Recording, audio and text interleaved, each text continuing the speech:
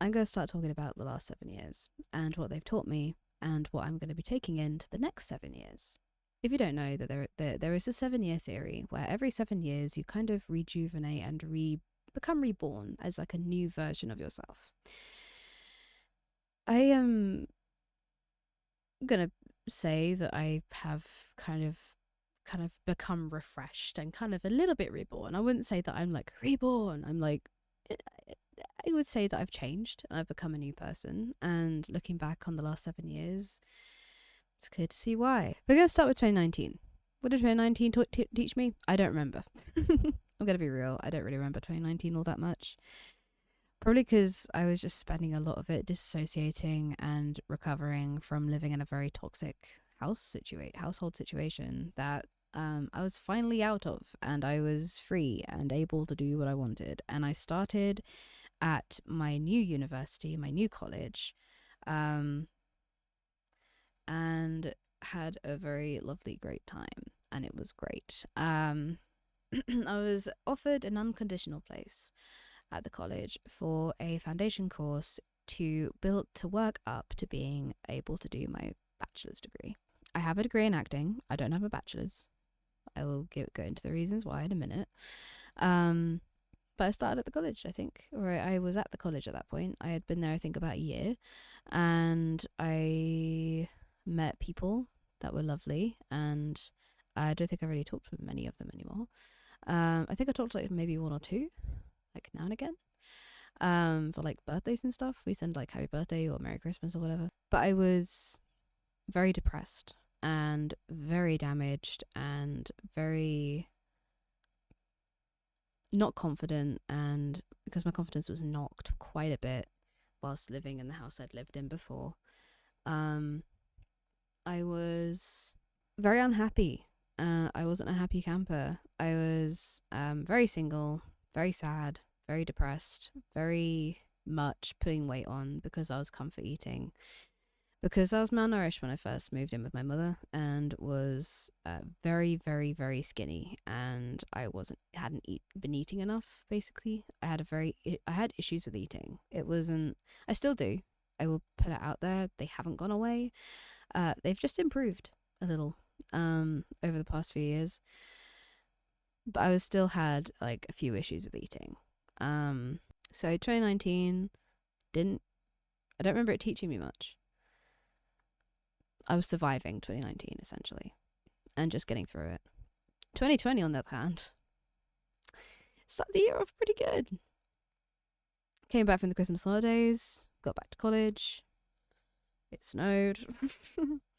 And then March happened, and we all know what happened in March of 2020. COVID started, or it was already starting. They just didn't know what it was yet.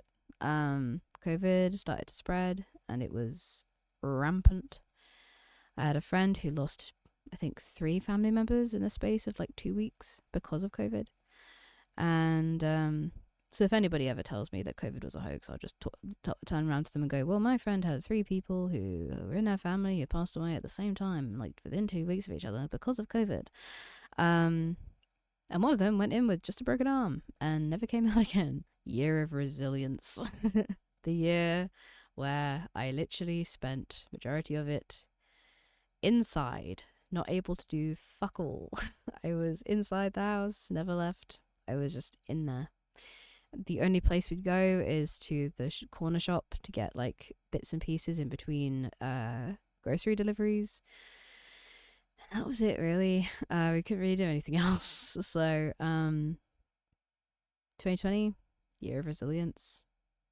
Very good year. 2021 taught me about grief, loss, and also building a community. Because if you know my lore, you know that my dad died in 2021. He was diagnosed with esophageal cancer on the 9th of December, went into hospital on the 19th of December, and then died on the 26th of December. So He'd been ill for a long time during 2020, 2021, as we all know. I've spoken about all of this before, but he was very ill during 2021, the entirety of it, and we were trying to get him a doctor's appointment. But for some reason, the GP office was very shit. The receptionist wouldn't put us through to a doctor or put us through to the booking thing. Like, she just didn't do it, and he was never booked in for an appointment, which meant that he wasn't seen until December. Funny enough. He was originally seen at like the beginning of December to go to a doctor's appointment just to kind of check if it was anything to do with his stomach or anything like that, because he was having issues with eating. And the doctor literally sent a referral for him to go to hospital. And before they'd hit the car park to go back home, he had an appointment for a hospital appointment for the 9th of December. And that's when he was diagnosed. So I lost my dad. Also during that year, I failed my bachelor's twice. Because I was given the opportunity to retake it, because I had put in my submissions for all of my assessments and dissertations early, which meant that they had enough time to mark them and send them to the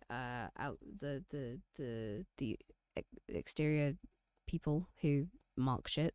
The third party assessors, essentially, I guess is the way to put it, and came back that I didn't do it right or something, which I was like, I mean, okay, whatever. And so they allowed me to retake it because I had enough time to, and they said, just as long as you get all of these dissertations and you read the whole thing of the play that we're going to give you within the next like month, we'll to mark it, and we'll get you, see if you pass or fail. And I failed again. Don't know how, to be honest, because how do you fucking fail it? But then I gave up on that because my plan was to get my bachelor's, move on to get my master's when I could, maybe get a doctorate, go for a teaching course, like a teacher's training course, and become a teacher, which would have been a nice, good, just clean career path, given that I had spent years of my life studying the craft of acting, and I didn't know like everything, but I knew a lot about acting, and I was a straight A student with acting until the last year when we had a new teacher who did not give us straight A's, let me just put it that way, and would continuously tell us, as a group, there was 3 of us doing our bachelor's, and he told all 3 of us that we were going to fail, and he couldn't understand how we'd passed in the first place. So I didn't want to fail the course again, and I would have had to have like retaken the entire course if I wanted to do it again, and I'd have had to do it somewhere else, because the bachelor's program, because it was like a trial, like not a trial, but like it was a brand new thing that they added to the college, was that you could do your bachelor's at the college, and it failed, and they haven't done it since. So but I'm really proud of the other people that I was in the bachelor's course with, because I think both of them have now got their bachelor's in performing arts, which is very, very cool. And one of them, I think, is going on to do a teacher training. I think maybe she's even done it by now. And she's going to be a teacher for special needs kids, which is very, very cool. And I'm very proud of her for that. And I hope that she is doing well. Grief is very much a teacher and a healer, because you discover who you are as an individual when somebody you rely on so vehemently passes away. Because me and my dad were very close. We were 2 very, very close people, and he was one of my best friends, and I relied on him so much for emotional support and just being my dad, essentially. And he passed away, and that killed me. It destroyed me, because he was one of my best people. In 2022 taught me that life sometimes is going to burn you, but it will also give you some form of light along with that burn. So beginning of 2022, we finally got my dad back from the freezer at the hospital. I would call it the freezer because he'd laugh. And we got him to the funeral home January, and towards the end of January, and he was ready. He was readied and embalmed, and they did it the pagan way, which is what we asked them to do. And luckily, the funeral director was pagan, so he knew exactly what to do. And mum and my brother went to go view him, and apparently he just looked like he was sleeping. I didn't go see him because I just didn't want to see him like that, honestly. And then we had his funeral on Valentine's Day of that year. And then a few days later, we received a letter from the court that we were being evicted, that our landlord had applied for eviction, knowing that my dad had died and we were at his funeral on the day that he filed it. And we had a couple of weeks to get out, essentially. And so we had to pack up our entire lives within 2 weeks, and I didn't even get to pack everything. I packed all of my important things. I have all my important documents and that kind of stuff, but like I don't even remember what happened with my like professional grade cameras that I bought, and my professional grade lights and professional video production setup, because what I'm using right now is my webcam to record, because I don't have no other camera. When I do, I will be using it. Our landlord was not a fun guy. But what can you do? Nothing you really can do, to be honest. Anyway. But we cremated my dad, and then my mum and I were homeless. My mum was staying in a hotel for a couple of months, and then after those couple of months, the local council that put her in that hotel said, we no longer have any duty of care, so she is no longer being put in emergency accommodation, which was a hotel. So me and my mum, well, I was already living with my uncle, but my mum then had to come in and live there as well. And he didn't have a big place. It was a 1-bedroom small flat, and there were 3 people having to live in it. Me and my mum slept in shifts. She slept during the night. I slept during the day. It was during this time that I met my ex partner, who was not healthy to be with. I appreciated the experience, but I would never do that again. And through him, I met Swarm, who became this person who was essentially like a little beam of light in a very, very dark time. It would not be too far-fetched to say that he saved my life. I was immensely suicidal. I was very depressed. I was comfort eating again, and in general was not doing well. And so when I met Swarm, it was like a breath of fresh air, and he was what I needed, and I was very grateful for him. He saved me, and I've told him that. He knows that. 2022 was a really weird year. Towards the end of 2022, I went to Cornwall to go and see family. It was for my granny's birthday. She was turning 80. And I reconnected with a bunch of family members I hadn't seen in years. It had been a long time since I'd seen them. Something you need to know about my granny, my grandmother, my step-grandma, I guess. Because she is technically my step-grandparent, but I still consider her to be a grandparent of mine. She's currently still alive, as far as I'm aware. I think I'd have been told differently. She has late-stage Alzheimer's, and she doesn't know I exist anymore. And I learned in 2022 that life genuinely just sucks. It just sucks. There are going to be years where your life just sucks ass. It destroys you mentally, emotionally, physically, all of the different these. And I had to explain to her who I was. because she turned to me one night. I was sat in the chair that I always sit in whenever I went to go visit. And she turned to me and she said, "Hey, so how do you know the family?"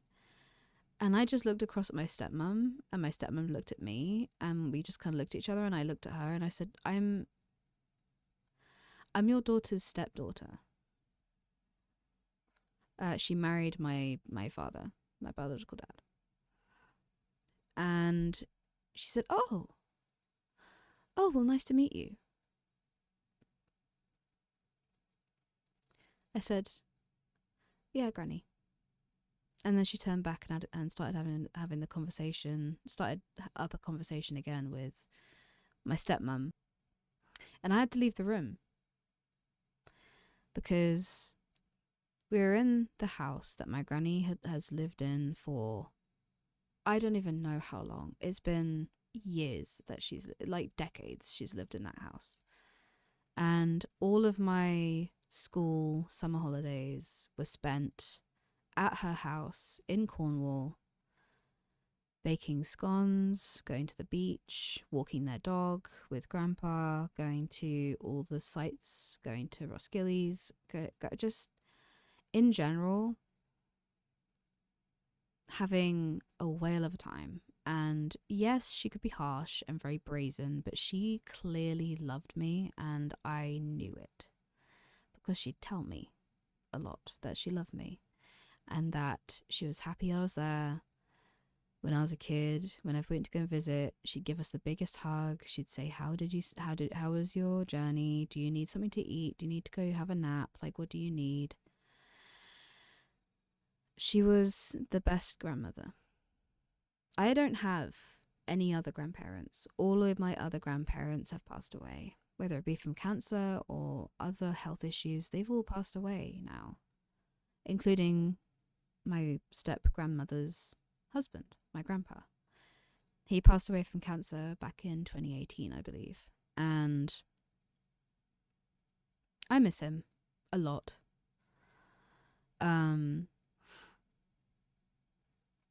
But she started going downhill after he passed away, which kind of is how it always happens, is when somebody who is at the age that my granny is now at passes, whose husband or wife passes away, they just start to decline mentally and physically, health wise. They decline very rapidly because they no longer have that person that they've spent their entire lives with. Because it takes a toll losing somebody like that. I miss my granny. I know I've already lost her, honestly. She isn't passed on yet, but I've already lost her. She was very steadfast. She knew her own mind. No matter how annoyed at me or angry at me or pissed at me she would still wake me up at 8 a.m. in the morning, bring me downstairs for some breakfast, and make sure I ate food in the morning, at lunch, and in the evening. She made sure that I was well taken care of. She made sure that I slept well, that I was comfortable. When I was ill, I had a chest infection one year. During the summer, I was there for a summer, and I got a chest infection. And I don't know how I got it, but I probably picked it up while I was on the train on the way there. And this woman dropped everything and took me to the doctor to get some antibiotics, and she took care of me till I was feeling better. And I spent, I think, about a week and a half in bed because I couldn't move without coughing. And she took such good care of me. She was so attentive. Abrasive. She was always abrasive. But I kind of loved that about her because there was a sense of honesty with her that I really, really appreciated. Because nobody else was really that honest with me growing up. I was always lied to on one degree or another, and she was completely honest and truthful with her words, and she believed everything she said, and I believed everything she said. Partly because the majority of the things she said was true. I'm thankful that my last interaction with my granny was a good one. The last time I saw her, I went to go and say goodbye on the last day we were there, and she walked or waddled right up to me. And she hugged me and she said, "Thank you for coming." And she held my face. She just looked at me and she said, "You are very beautiful. Thank you for coming." And I said, "Thank you for inviting me, Granny." And she just smiled at me.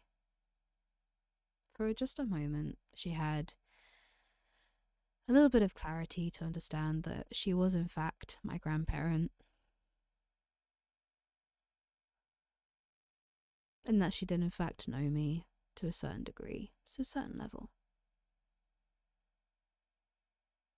I love that woman. I never wanted to leave this earth, but I know that she's going to. Her mind is already gone. Her mind might already be gone, but she is still around, and I can feel that. But I'll never forget that last meeting. Seeing her for the last time, saying goodbye, knowing that that's probably the last time I was going to see her.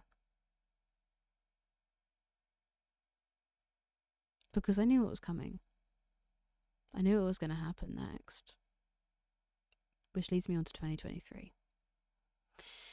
I'm not going to go into too much detail about 2023. It is not a fond year of mine in my head. I was dealing with a lot in 2023. We moved here.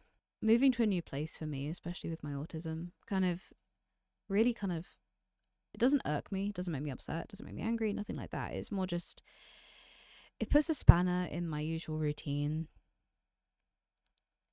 2023 was mostly spent dealing with the fact that now it was just me and my mum. There was nobody else. It was just me and my mum in this new town where we knew nobody. And the first place we went, the second day that we were living here, was to a small pub that is just across the road from us. That pub has bore a social circle for me and my mum. I go across and I work there sometimes, but I've also met a lot of my IRL friends and I love them all. They are all amazing people. And the ladies, the girls I work with at the pub whenever I work there, whichever one it may be that's there for that night and the other one's like either ill or off for the week, whichever one I'm working with, I love them both. They're just amazing people. They're amazing girls, and that pub has given me a new lease of life in friendships, and it's been so nice. I have a friend group here now, and if I want to hang out with one of them, I can just message and they will go, "Yeah, let's do it. Let's go for a coffee." But moving here was definitely a big thing, and it was a very tiring thing to do. I'm going to be honest. It was tiring because we were dealing with Dad not being there anymore and dealing with the quiet of the house without him, and we have like redecorated, and because the house was a little bit in shambles, it was destroyed when we first moved in, so we had to fix it up with the help of our landlady, who's very lovely and awesome about it. So 2023 was pretty uneventful. I got the job at the bar. I worked there regularly for a good few months. I stayed there for like a long time. Which leads us on to 2024. 2023 was a rebuilding year. It wasn't really much of a teaching year. It was more, let's have this year to rebuild. 2024 was different. 2024 taught me who to trust and who not to trust, and that it's okay to let go of people even if they're related to you. 2024 is a lot, so buckle in. I'm not going to go into too much detail about 2024 because partly because I'll get a message telling me to shut the fuck up, and I don't really want to hear from the person who would tell me to shut the fuck up, so fuck you. It's okay. I know that they watch some of my videos because they like to keep an eye out to see if I'm talking about I'm not going to give the satisfaction of giving their name. It was just because mostly I didn't need the toxic traits of this person to be in my life. I quit the bar in February of 2024 because honestly there was a a colleague that they had hired. They had hired her, and she was the worst person imaginable, and I hated her. I don't say hate very lightly. I don't hate many people. I avoid the word hate. However, I hated her. She was not a nice person, and I quit the same night that I was sent home because I was being too slow. Uh, because she kept telling my manager, Kieran, that I was being too slow. I don't blame Kieran. He was being told a thing from somebody that he thought was being truthful, I guess. Because he knew that he knows I have physical ailments that stop me from being as quick as other people. And I also have autism, which gives my brain a kind of 5-second delay before I realize what somebody has said. So it takes me a little while to absorb information and then go and do the thing, right? So, because I'm neurodivergent, I'm not a neurotypical person. My brain takes 5 seconds to take in information and act on that information. So I went home, messaged him, and told him I quit. But no, 2024. I cut off somebody who I'd spent most of my life, or most of their life, honestly, taking care of them. I cut them off, as well as the other, like that, all that family of people. I cut them all off. 2024 taught me that it's okay to cut off people even if you're related to them, which you can, by the way. You are allowed to cut off relatives. Cut them off. If they're pushing your boundaries and they're not good for you, cut them. It's okay. You're allowed to do that. You are your own person. Just cut them off. That's what I did, and I have never been happier. I've been very happy since. It actually helped towards my mental health improving. Now, last year was a shit show. If you want to know how shit show it was, watch my retrospective from 2025, which is on my channel. You can go and have a look at it now. 2025 was really rough because I was being a shithead. I didn't know I was being one because I spent most of last year being very disassociated and very angry and irate and irritated and just not a good person. Essentially, I really just wasn't a good person. I was horrible. I was horrible to live with. My mum will agree and attest to that. I was horrible to my partner. He will also agree and attest to that. 2025 was, I mean, I've already done the retrospective. You can have a look at it if you want. I don't remember much of last year. What am I going to be taking into the next 7 years? I'm not letting any toxicity back in. I am focusing on living a life and getting on with things to do with my life, planning for future stuff. I'm also going to be more focused on this, on this thing, content creation, darling, and actually focus on it and actually do it, motivate and push myself to actually fucking do it. And I'm gonna take my lessons about grief, about moving on, about toxicity and cutting that out, because I officially cut all of it out last year. I sent messages to people saying, hey, you are no longer in my life. You do not serve me in a healthy way. So I'm cutting you out. They weren't happy about that. They sent me birthday and Christmas cards. I ripped them up and threw them away. Hey, if you're watching, you can tell them that. I ripped them all up and threw them away because I didn't need it. I didn't want that energy around me. I didn't want the energy coming from those cards in my house. I wanted it out, so I threw them away. I ripped them up and threw them away. Like any rational human being would.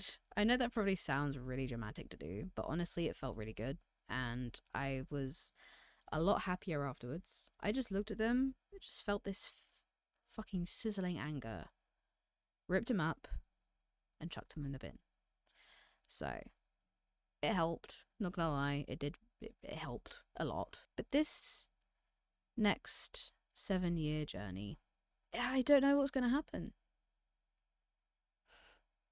I know what lessons I'm taking with me, but I don't know what's going to happen for me in the next 7 years. I want badly to start my D&D stuff, which I've been yelling into the void, yelling into the universe, to my brother, to my partner, to like everybody.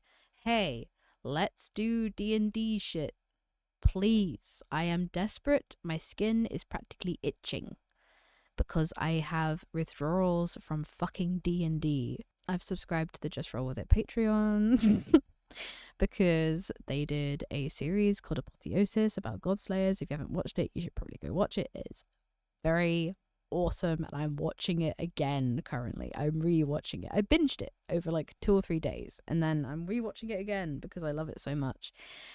I become very connected to worlds and characters, and I'm very, very, very invested in Rumi and Peter's relationship. I'm very invested. I want to watch it again. I'm like, yes, fall in love again. So,